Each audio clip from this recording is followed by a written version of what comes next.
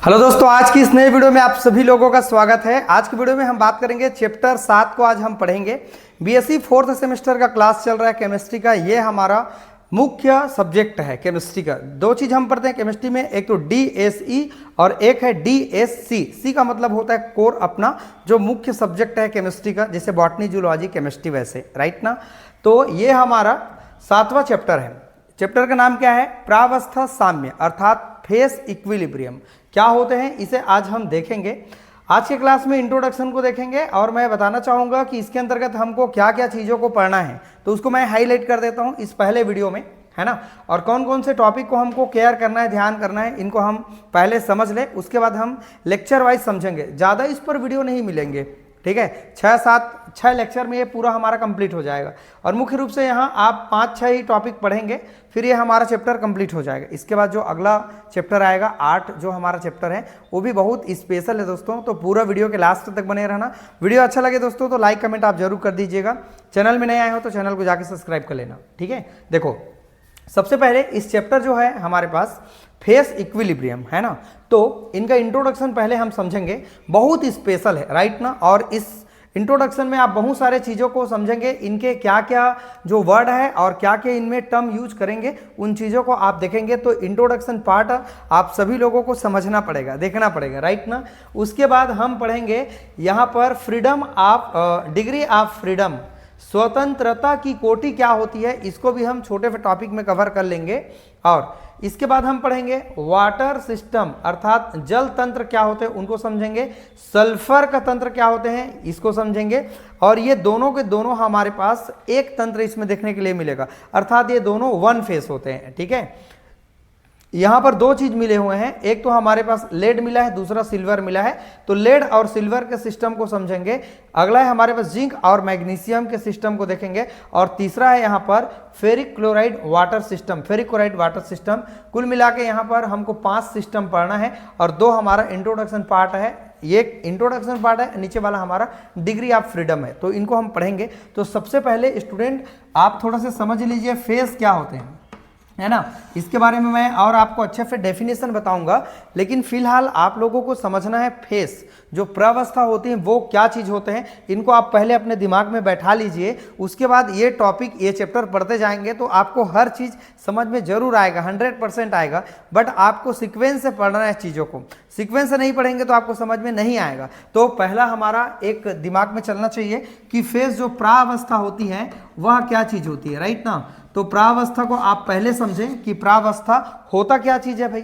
हमारे पास 3 चीज होते हैं, सॉलिड, लिक्विड और क्या होते हैं हमारे पास गैस। 3 प्रकार की चीजें होते हैं। ये हमारे पास मान लो कोई एक पात्र है, ये सिस्टम है। अगर यहाँ पर मैं गैस को भर के रख दिया हूँ और यहाँ पर कोई मैं गैस को भर के रख दिया हूँ, राइट ना, ये गैस है, ठीक है। और मान लो 2-3 गैस को आपस में मैंने मिक्स कर दिया है, मिला दिया है, तो यहां पर जो फेस होगा, प्रावस्था होगा, वो एक ही प्रावस्था होगा।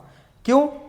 जो चीजें आपस में मिल गए हैं, है ना, उसको मैं अलग करने की कोशिश करूंगा। मान लो इस एटमॉस्फेयर में, इस पर्यावरण में मान लो कार्बन डाइऑक्साइड गैस भी मिला हुआ है, ऑक्सीजन गैस भी मिला है और बाकी और भी गैस मिक्स है, लेकिन उनको हम पता कर पा रहे हैं क्या? अगर चेक करेंगे तो अलग चीज है, फार्मूला पर अलग देखेंगे, है ना। लेकिन अगर हम गैस को चेक करते हैं तो उनकी प्रावस्था कितनी है?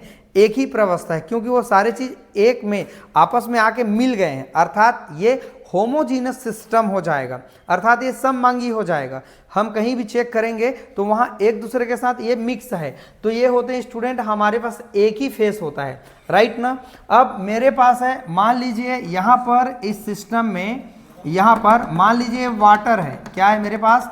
वाटर है। यहां पर हम लिख देते हैं वाटर, और इसी में मिला दिए हैं बच्चों एल्कोहल को। क्या को मिला दिए हैं? एल्कोहल को। अर्थात हमारे पास एल्कोहल और वाटर को दोनों को हम मिक्स कर दिए हैं। तो नो डाउट सभी लोग जानते हैं कि वाटर और एल्कोहल आपस में मिल जाते हैं, राइट ना। तो यहाँ पूरी तरह से क्या हो गए? मिल गए। तो यहाँ पर जो फेस होंगे, है ना, वो कितना फेस होगा? यहाँ पर एक ही फेस होगा, क्योंकि दोनों के दोनों आपस में क्या हो गए हैं? होमोजीनस हो गए हैं, आपस में मिल गए हैं। तो ये होते हैं हमारे पास वन फेस, एक ही प्रावस्था होते हैं। तो ये हमारा एग्जाम्पल है फेस का। तो ये दो तीन कई भी चीज को मिला दें जो आपस में एक दूसरे के साथ पूरी तरह से मिल जाएंगे, वो हमारा क्या होते हैं, वन फेस होते हैं। क्लियर हो, बात समझ आ गई। अब मान लीजिए हमारे पास यहां पर है वाटर, मान लो यहां पर है मेरे पास वाटर है, ये वाटर है, ठीक है। अब ऊपर में हमने क्या को मिला दिया, ऑयल को, ठीक है। हमने क्या को मिला दिया, ऑयल। ऑयल मीन्स तेल को हमने क्या कर दिया है, ऊपर में क्या कर दिया, रख दिया। तो बताओ सभी लोग, जो वाटर होते हैं उसमें कोई तेल आपस में मिलेगा क्या, नहीं मिलेगा, है ना। तो दोनों को जब हम देखेंगे तो यहाँ पर एक लेयर बन जाएगा, यहाँ पर एक लेयर बन जाएगा, पानी अलग दिखेगा और यहाँ पर जो हमारे पास ऑयल है, जो तेल है, वो हमारे पास अलग दिखेगा। तो इसका मतलब क्या हुआ, इसका मतलब ये हुआ कि यहाँ पर दो फेस है। कितना फेस है भाई, यहाँ पर बोलो, टू फेस है। यहाँ पर जो फेस है वह कितना है, टू फेस है। दो चीज अगर आपस में मिले हैं और मिला तो दिए, लेकिन दोनों अगर एक दूसरे के साथ होमोजीनियस नहीं है, डिफरेंट डिफरेंट है, तो ये होता है हमारे पास हेट्रोजीनस। हेट्रोजीनस हेट्रोजीनस मीन्स क्या होता है स्टूडेंट, विषमांगी होता है। अब ये विषमांगी क्या चीज होता है, जिसमें दोनों या तीनों या अलग अलग जो मिलाए हैं कंपोनेंट, जो चीज मिला रहे हैं वो अलग अलग अगर दिखने लगते हैं तो ये होता है हमारे पास हेट्रोजीनस होते हैं, राइट ना। और एक ही में अगर मिल गए, मिक्स हो गए, जैसे गैस, अलग अलग गैस है, एल्कोहल और पानी को मिला दो तो ये हमारे पास एक दूसरे के साथ मिक्स हो गए हैं, तो ये होता है होमोजीनस और यहाँ फेस होगा एक।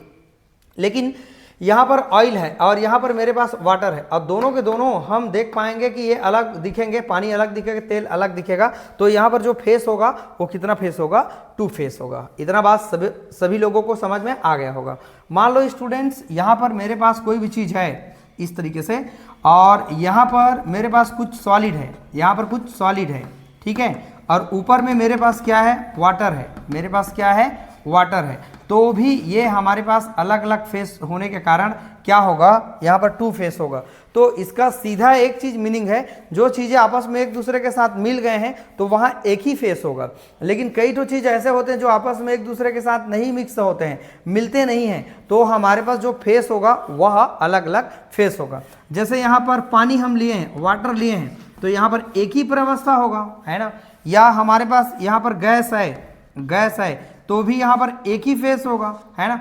और हमारे पास कोई भी सॉलिड है, एक ही तो चीज है, तो यहाँ पर जो फेस होगा वह क्या होगा, एक ही फेस होगा, राइट ना। तो ये हमारे पास फेस का मीनिंग है कि हमारे पास फेस क्या चीज होता है। अब मैं आप लोगों को बताना चाहूंगा कि हमारे पास जो इसके बीच में इक्विलिब्रियम कैसे काम करता है, उसको भी आप समझ लीजिएगा कि जो फेस होते हैं उसके बीच में इक्विलिब्रियम कैसे काम करते हैं। जैसे मैं आपको बताना चाह रहा हूं, यहाँ पर पानी है मेरे पास, और ये इक्विलिब्रियम का क्या है, निशान है।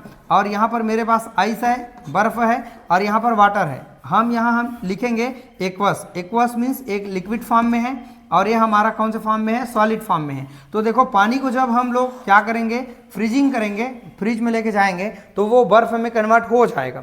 लेकिन जैसे ही हम इस बर्फ को कन्वर्ट करेंगे पानी में, है ना, अर्थात इसको उस फ्रिज से निकाल करके अलग करेंगे तो वो पानी में हमारे पास कन्वर्ट हो जाएगा। इसका मतलब ये हुआ कि यहाँ पर ये लिक्विड से सॉलिड में कन्वर्ट हो गया, सॉलिड से क्या में कन्वर्ट हो गया, लिक्विड में कन्वर्ट हो गया। तो ये हमारे पास जो दिखाई दे रहा है यहाँ फेसों के बीच में, यहाँ फेस बदल रहा है, ये सॉलिड फेस से कौन से फेस में आ रहा है, लिक्विड फेस में आ रहा है। यही सब चीज़ों को हम बहुत अच्छे से डिटेल करेंगे इस वीडियो में।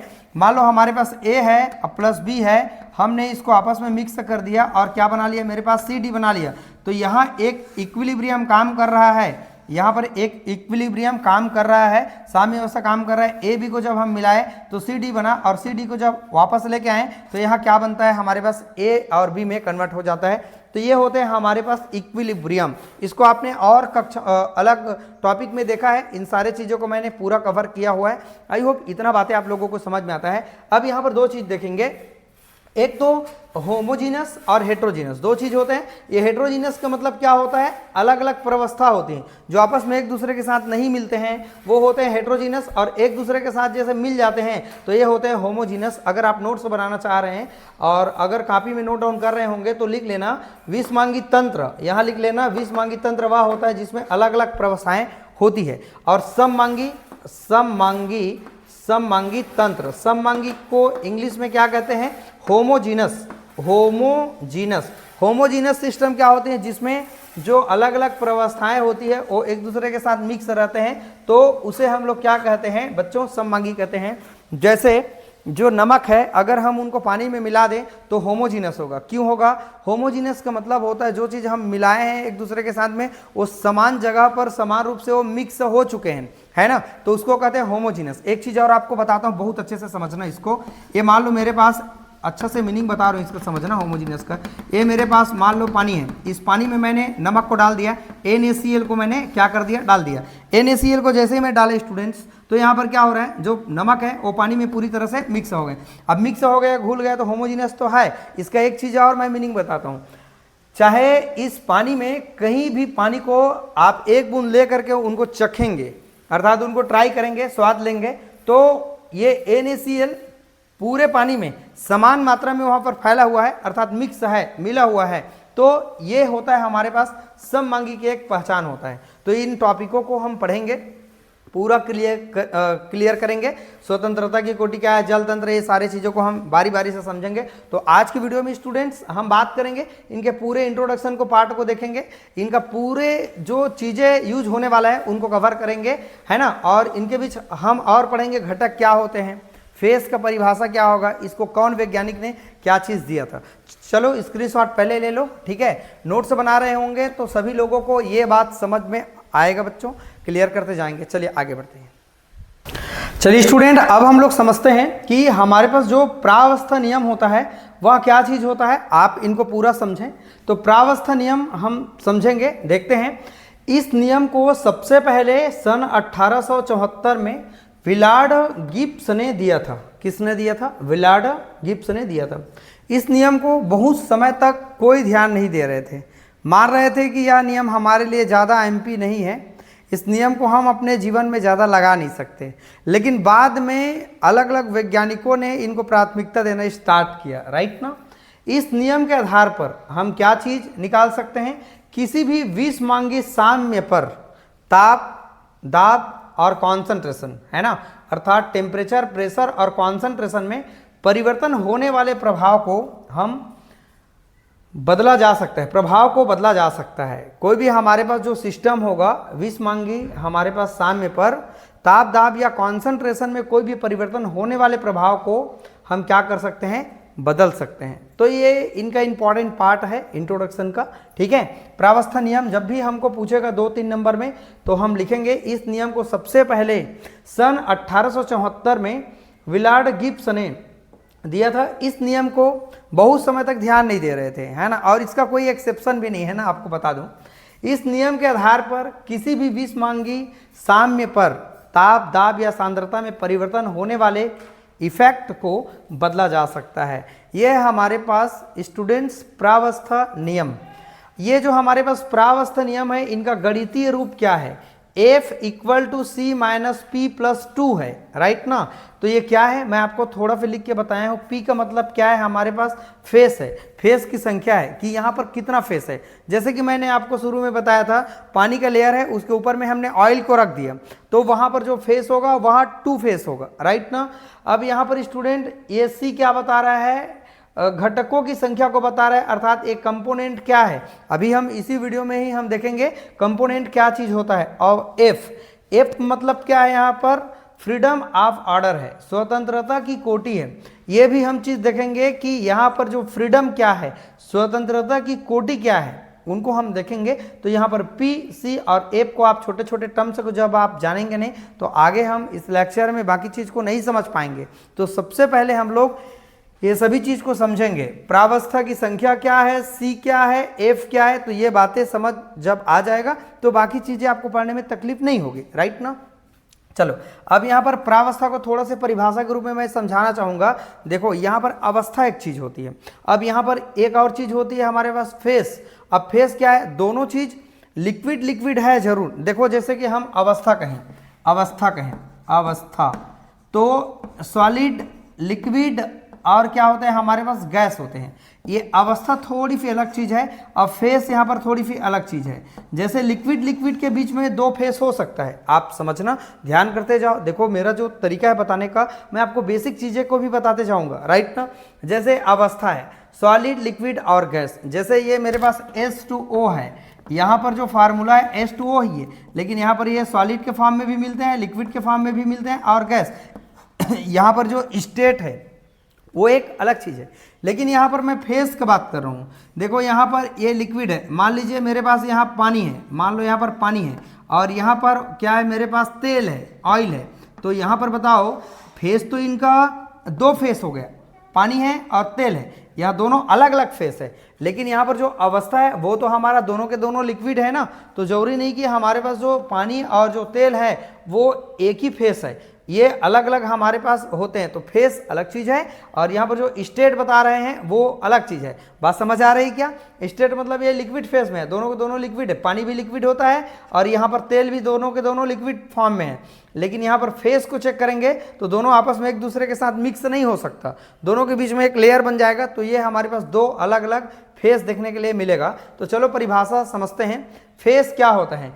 किसी भी विषमांगी सिस्टम या तंत्र हेट्रोजीनियस सिस्टम का सममांगी भाग होता है ना, जो भौतिक रूप से स्पष्ट या क्लियर रूप से वह भाग होता है जो कि सिस्टम की अन्य भागों से निश्चित स्पष्ट सीमांत समतलों के द्वारा क्या होते हैं, पृथक रहते हैं। जैसे कि मैंने आपको बताया, पानी और हमारे पास जो तेल है वो दोनों को अगर हम रखे हैं तो नीचे में पानी है और ऊपर में तेल है, तो दोनों के बीच में लेयर अलग हो जाता है। तो यही होता है हमारे पास। एक बार और पढ़ना, लिखना जरूर कापी में इसको।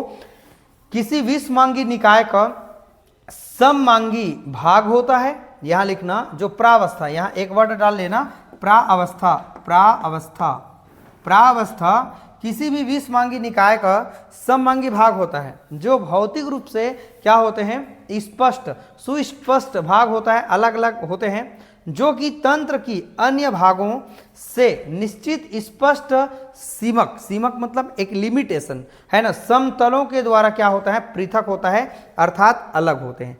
अब इसका एग्जाम्पल हम थोड़ा समझते हैं। इसको छनाई के द्वारा अलग दिखाई देता है। अवसादन, अवसादन समझते हैं। अवसादन का मतलब नीचे जा करके चुपचाप बैठ जाते हैं, है ना, तो नीचे तल में जाके जब बैठ जाता है, आदि से हम पृथक कर सकते हैं इसको। अब देखते हैं उदाहरण है इसका। और किसी तंत्र में बर्फ है या जल है और जल वाष्प है, साथ साथ हो तो सकता है, तो हम कह सकते हैं कि तंत्र में तीन प्रावस्था हो सकते हैं, बिल्कुल अलग अलग देखने का आपको मिलेगा। मान लो मेरे पास ये स्ट्रक्चर में, यहाँ पर मान लो मेरे पास पानी भरा हुआ है, यहाँ पर मेरे पास स्टूडेंट्स क्या है, पानी है, यहाँ हम लिख देते हैं वाटर, यहाँ पर हमने लिख दिया वाटर।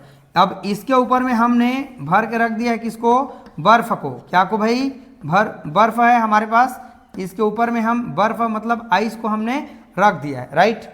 अब इसके ऊपर में कुछ और भी है, तो ये हमारे पास लास्ट जो है ये मान लो गैस फॉर्म में है, गैस फॉर्म में, तो इनकी तीन प्रावस्था हो जाएगी। क्या क्या प्रावस्था हो जाएगी, वाटर, आइस और गैस। तो ये तीनों की तीनों अलग अलग प्रावस्था में देखने के लिए मिलेगा। तो यहाँ पर P कितना देखने के लिए मिलेगा, 3, अर्थात फेस यहाँ कितना होगा, 3। तो यही हमारे पास इंट्रोडक्शन पार्ट है, प्रावस्था नियम है। आई होप सब लोगों को समझ आ गया, स्क्रीनशॉट पहले ले लो। अब स्टूडेंट्स आप लोगों को मैं कुछ और इनका बेसिक चीज़ बताने जा रहा हूं और इसके बाद हम कंपोनेंट देखेंगे। बहुत स्पेशल है ये वीडियो, आई होप आप लोगों को काफ़ी हद तक आपको बेहतर नॉलेज देगा। तो इन वीडियो को आप किसी भी स्टूडेंट को नहीं छोड़ना है दोस्तों। और चैनल में नए आए होंगे ना, तो चैनल को सब्सक्राइब जरूर कर लेना, क्योंकि फ़ायदा आपको होने जाएगा, राइट ना। क्योंकि आप लोगों को इस तरह से जो वीडियो है जब भी मैं अपलोड करूँगा, नोटिफिकेशन में आपके मोबाइल में तुरंत नोटिफिकेशन में मिल जाएगा दोस्तों। चलिए दोस्तों, कंपोनेंट क्या होते हैं और इसके बाद और क्या क्या चीज़ें हैं उनको भी हम लोग समझते हैं।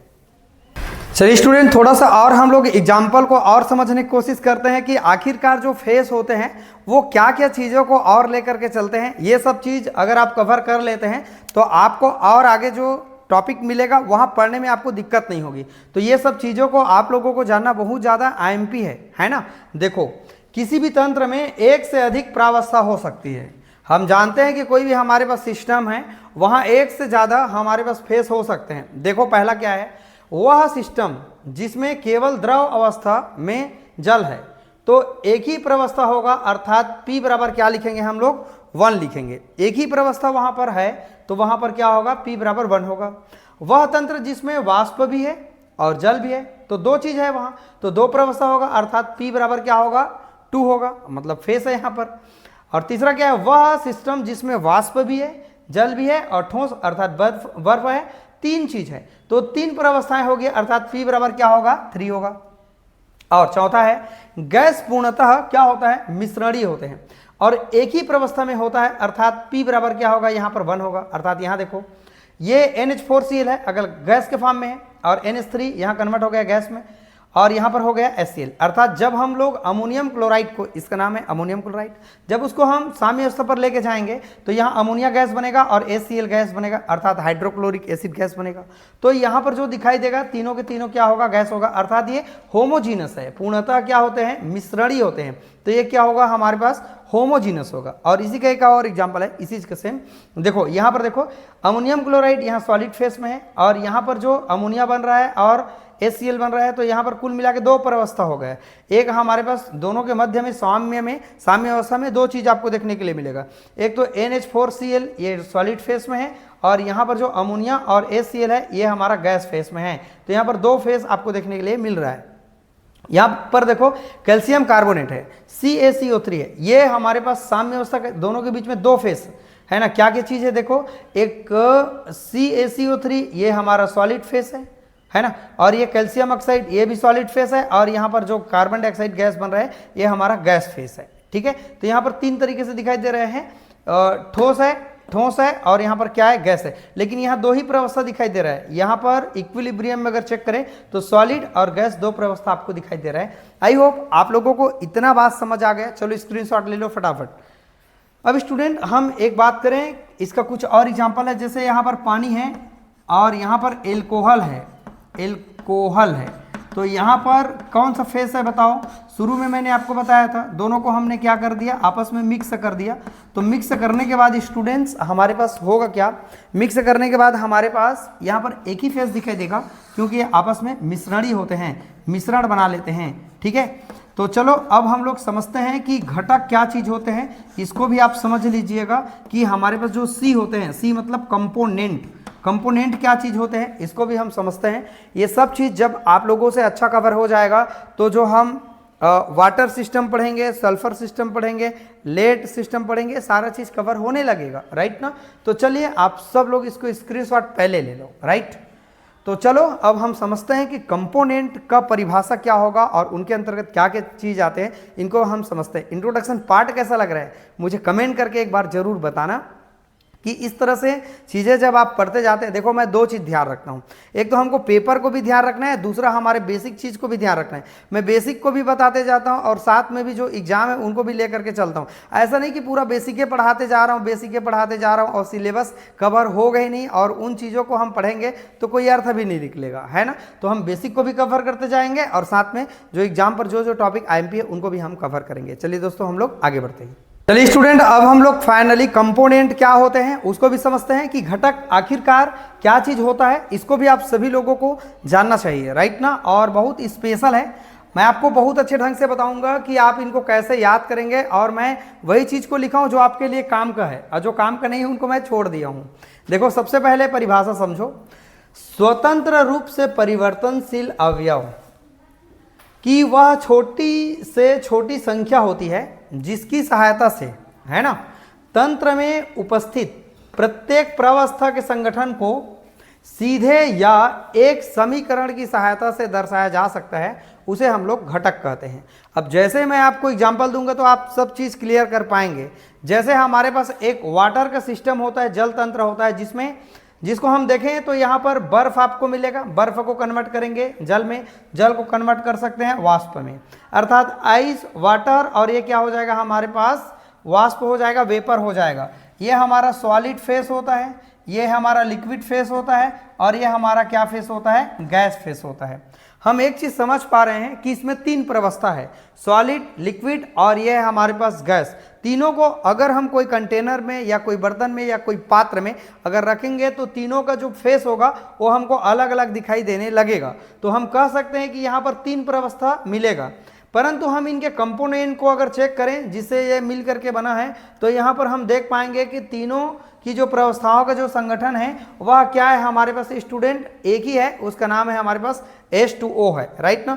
किंतु इनका घटक हम चेक करेंगे तो एक ही घटक है, यहाँ पर क्या है हमारे पास H2O, यहाँ पर एक ही फार्मूला है, इसका भी बर्फ भी हमारे पास H2O मिलेगा और ये भी हमारा H2O मिलेगा और ये वेपर का फॉर्म मिलेगा, ये भी हमारा H2O मिलेगा। तो यहाँ पर कंपोनेंट चेक करेंगे तो यहाँ एक ही कंपोनेंट आपको मिलेगा। परिभाषा को एक बार रिपीट करके पढ़ना जरूर, थोड़ा याद करने की कोशिश करना, आप लोग इसको याद कर सकते हैं। अब यहाँ चेक करते हैं, अगर हम गर्म कर दें NH4Cl को विघटित कर दें तो वह सॉलिड फॉर्म से पहले कन्वर्ट हो जाएगा गैस फॉर्म में। NH4Cl को अगर हम गर्म करेंगे तो यहाँ विघटित हो करके यहाँ पर ये गैस बन जाएगा, इसका नाम है अमोनियम क्लोराइड। और जैसे ही अमोनियम क्लोराइड को और हम ब्रेक डाउन करेंगे तो यहाँ पर अमोनिया बनेगा और यहाँ पर HCl गैस बनेगा। तो यहाँ पर हम देख पा रहे हैं इसमें दो प्रावस्था है, क्या क्या है दोनों, यहाँ पर एक सॉलिड है और दूसरा हमारा क्या है, गैस है। जैसे कि आप देख पा रहे हैं ये हमारा सॉलिड है और ये सब के सब क्या है हमारे पास गैस है। लेकिन यहाँ कंपोनेंट अगर चेक करें तो यहाँ एक से ज़्यादा कंपोनेंट है, क्योंकि यहाँ अमोनिया भी बन रहा है और HCl बन रहा है, तो यहाँ दो तरह के हमको कंपोनेंट मिल सकते हैं। इसी को हम कह रहे हैं स्वतंत्र रूप से परिवर्तनशील अवयव की वह छोटी से छोटी संख्या है जिसकी सहायता से तंत्र में, कोई भी तंत्र में उपस्थित प्रत्येक प्रावस्था के संगठन को सीधे या एक समीकरण के द्वारा व्यक्त हम लोग कर सकते हैं। तो ये समीकरण के रूप में आपको दिखाई दे रहा है, सॉलिड से गैस में, गैस से यहाँ पर इनको ब्रेक डाउन करें तो गैस और गैस में यहाँ पर क्या हो गए, कन्वर्ट हो गए। तो यहाँ अमोनिया एक हमारे पास कंपोनेंट के रूप में काम कर रहा है और HCl हमारे पास कंपोनेंट के रूप में काम कर रहा है। यहाँ पर एक और एग्जांपल स्टूडेंट, अब यहाँ पर थोड़ा सा मैंने लिखा है, इसमें दो प्रावस्था है, सॉलिड और क्या है, गैस। अब एक और है फाइनली लास्ट में कैल्शियम कार्बोनेट।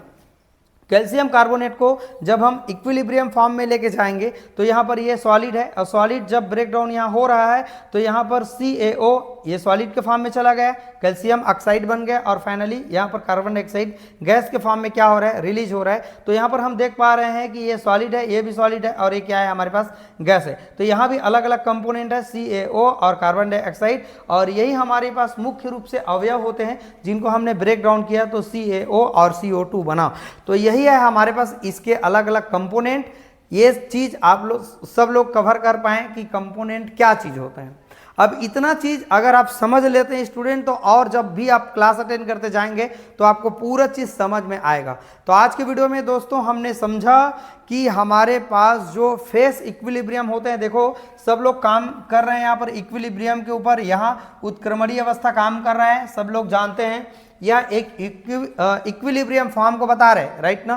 तो अच्छा है, ये सब चीज आज इंट्रोडक्शन क्लास में एकदम क्लियर समझ पाए। ये सब चीज को जानना आप सबको बहुत जरूरी था। मुझे लगता है कि ये सब चीज को आपको कवर कर लेना चाहिए, नोट्स बनाते जाएं स्टूडेंट्स। अब इसके बाद जो अगला वाला जो लेक्चर आएगा वो भी काफ़ी स्पेशल रहेगा, आप लोग बहुत ध्यान से पढ़ते जाना।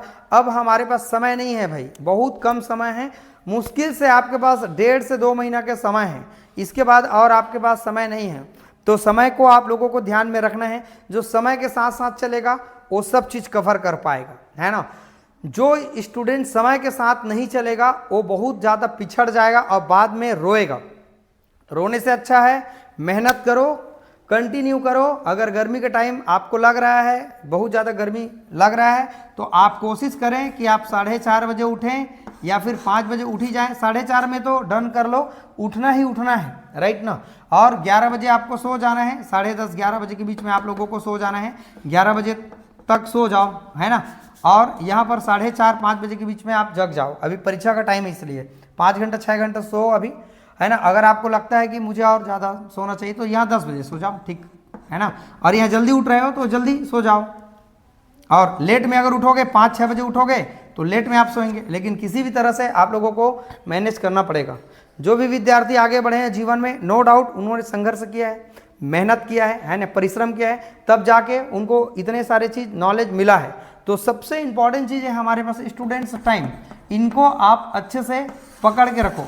जो स्टूडेंट समय के साथ अच्छा से कवर कर लेगा ये सारी चीज़ों को, बहुत अच्छा से केमिस्ट्री सीख जाएगा, समझ जाएगा। देखो मैं दोनों मीडियम में बताते जा रहा हूँ, हिंदी और इंग्लिश दोनों मिक्स चलता है। आई होप आप इंग्लिश मीडियम वाले स्टूडेंट को भी ये प्रावस्था, फेस, संगठन, कंपोनेंट, डायरेक्ट, ये सब चीज़ इक्वेशन वगैरह कर सकते हैं कवर।